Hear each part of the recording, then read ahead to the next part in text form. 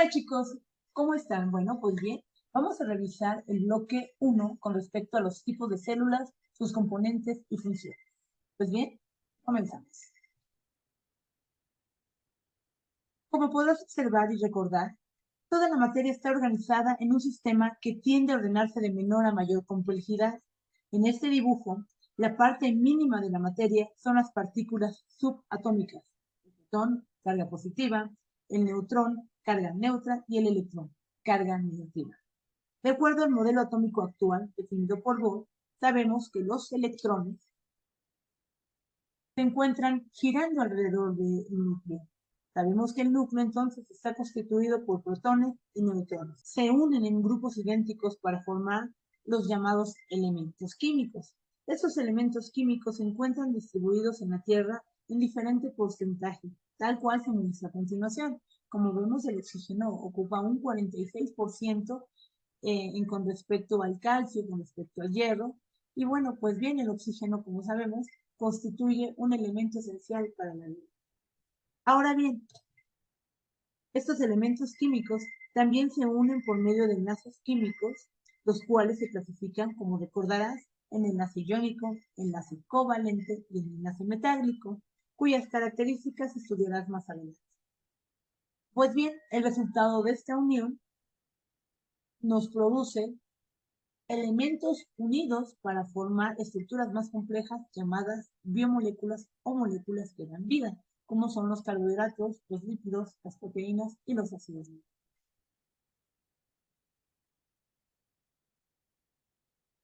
Estas biomoléculas a su vez se unen y forman organelos celulares para que estos finalmente se organicen en células.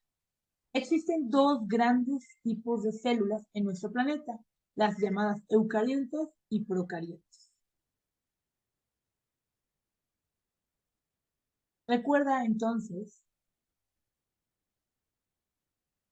que las células de tipo procarionte se encuentran constituyendo al reino monera. Estas tienen como característica que no tienen un núcleo bien definido, como puedes observar aquí, no tienen un núcleo bien definido, sino su ADN se encuentra disperso en el citoplasma. Su ADN es sencillo. Los organelos celulares que lo constituyen son simples, como son el citoplasma, que se encuentra distribuido alrededor de toda la célula; la membrana plasmática, la cual se encuentra alrededor de toda nuestra célula, la cual proporciona protección y da forma a la célula. También podemos observar a la pared celular, la cual también brinda protección celular. Como podemos observar, algunas de las células contienen una estructura llamada flagelo, que es una colita que permite moverse en líquidos como el agua. Este flagelo contiene muchas mitocondrias que producen ATP. Como puedes observar, esta es una célula primitiva, la cual fueron los primeros pasos que dio la naturaleza para formar a las células más complicadas. Nos restan los cuatro otros reinos, que sería el reino protista, el reino fungi, el reino vegetal y el reino animal, las cuales están constituidas por un tipo celular llamado eucarionte. Ese tipo celular, de manera general, está constituido por un núcleo, como se puede observar. El núcleo protege al ADN, protege, es decir, al material genético que dicta todas las funciones celulares. Además de esto, contiene otros organelos que cumplen funciones muy importantes, como son el citoplasma, que también contiene la célula de tipo procarionte; una membrana celular que permite dar forma y función a la célula, la cual también se encuentra en este tipo celular. También encontramos mitocondrias, las cuales son demasiado eficientes porque proporcionan energía en forma de algo que se llama moneda energética, denominado ATP. Tú puedes observar, aquí te muestro dos grandes tipos celulares: el, el eucarionte, que se divide en pertenecientes al reino vegetal y al reino animal. Las del reino animal son células de este tipo, como son las células, como son las células animales, y del tipo vegetal, como son de este tipo. Ambas células son de tipo eucarionte. y tienen diferencias radicales. ¿Por qué? Pues porque la organización de los seres vivos que los forman es muy diferente. Por ejemplo, la célula de tipo eucarionte animal no contiene una pared celular, lo que hace que le facilite el movimiento o el traslado de un lugar a otro. Lo que no hace en una célula vegetal, la célula vegetal necesita una pared celular para protegerse de las intemperies. Es decir, un árbol no se puede deslizar cuando viene una tormenta, sin embargo, debe estar fuerte para que no pueda ser arrancado. Otra característica que diferencia de la célula animal a la célula vegetal es que la célula animal contiene estructuras muy especializadas. Es que la célula vegetal contiene una estructura llamada vacuola, la cual almacena agua en abundancia, así como también carbohidratos. A diferencia de la célula animal, ella no almacena como si hay carbohidratos dentro de la célula, sino otro tipo celular lleva a cabo esa función. En general, estos dos tipos celulares contienen muy pocas diferencias, pero esas pocas diferencias hacen que formen organismos muy diversos. Como puedes observar también, el ADN de ambos tipos celulares es muy complejo, es decir, es doble, a diferencia del ADN del tipo procarionte, el cual es sencillo.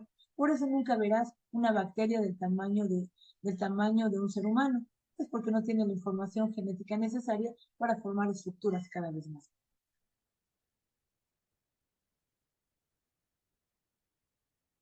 Bueno, entonces, recordando, la célula es la unidad que da forma y función a todos los seres.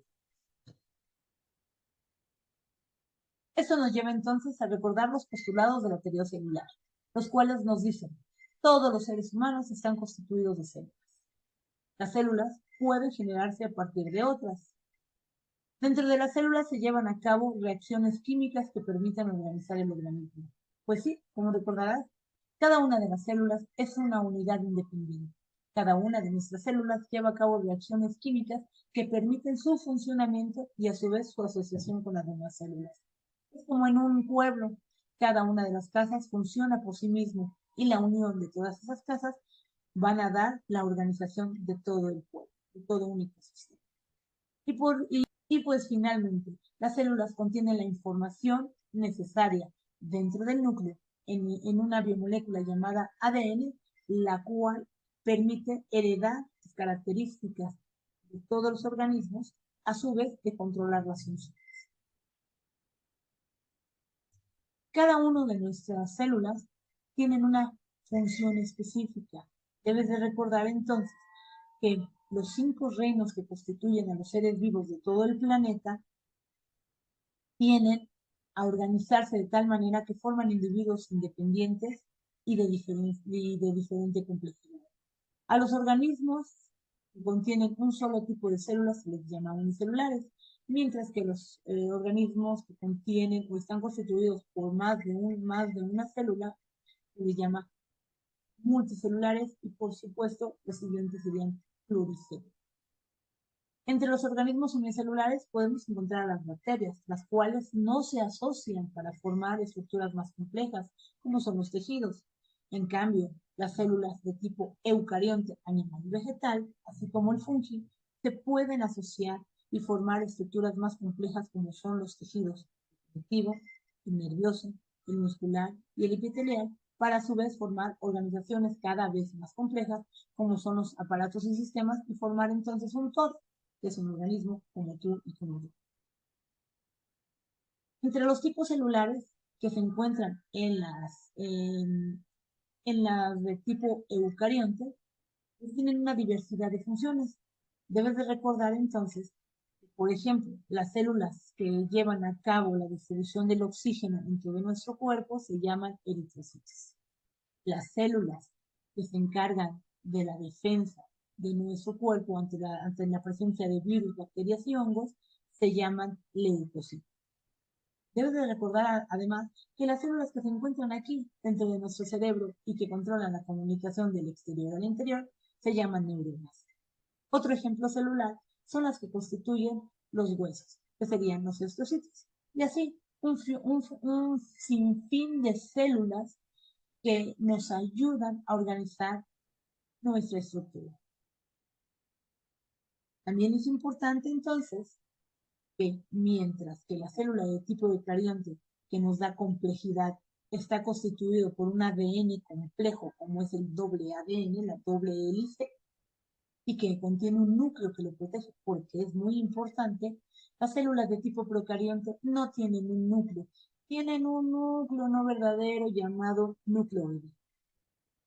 Ahora bien, pues bien, las células de tipo vegetal, como no pueden almacenar grandes cantidades de moléculas esenciales del agua, pues lo almacenan en estructuras muy pequeñitas llamadas vacuolas, las cuales les permiten llevar a cabo los procesos fotosintéticos que podemos platicar posteriormente.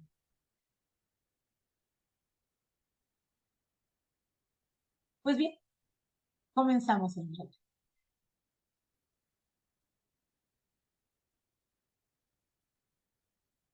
Ahora bien, ¿te acuerdas que ya habíamos platicado de los bioelementos? Es decir, los elementos básicos que nos dan origen a la vida.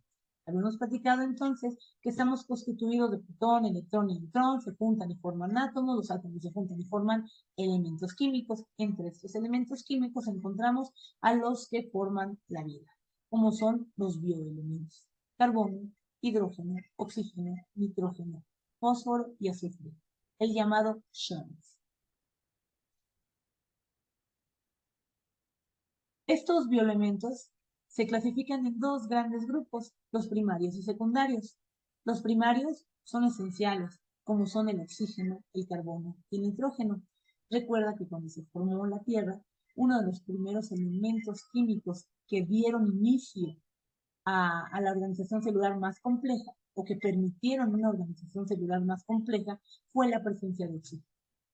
Recuerda que en la atmósfera primitiva no había oxígeno.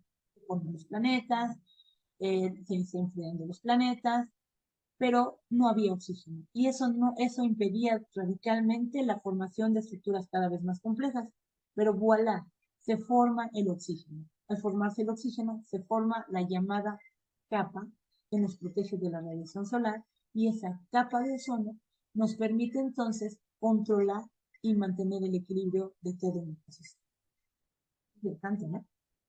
Pues bien, este oxígeno nos permite que los organismos se unan, la organización celular se vuelva cada vez más compleja, es decir, el oxígeno se une con el carbono, se une con el nitrógeno y forma biomoléculas. Por otro lado, también tenemos a los bioelementos que le van a llamar secundarios, porque no se requieren en mayor cantidad, es decir, se requieren trazas, cantidades muy pequeñas.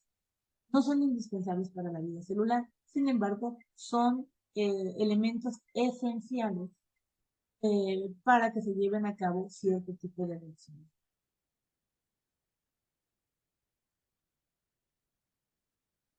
Aquí tenemos una lista de algunas acciones, algunas funciones que tienen muchos de los elementos químicos que constituyen a todo el planeta. Por ejemplo, el oxígeno es un elemento químico esencial que nosotros podemos obtener del aire a través del proceso fotosintético de las plantas.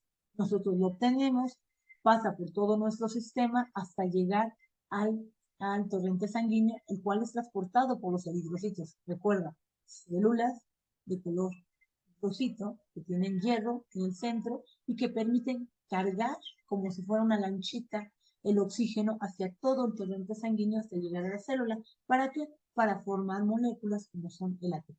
Recuerda, si no hay oxígeno, no se forma la molécula que nos da energía, que se llama el ATP. También tenemos otro tipo de elementos químicos que son importantes, como es el azufre, el fósforo, el hierro, el calcio, sodio, potasio y cloro, que mantienen entonces todo un sistema.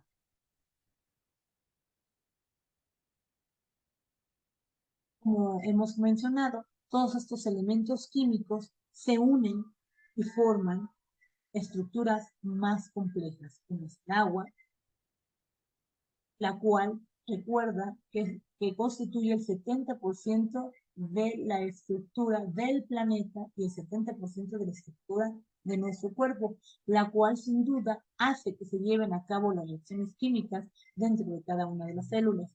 Además, el agua también se encuentra en el torrente sanguíneo, la cual facilita la difusión o la entrada de nutrimentos que hacen que se lleven a cabo las reacciones químicas dentro de nosotros.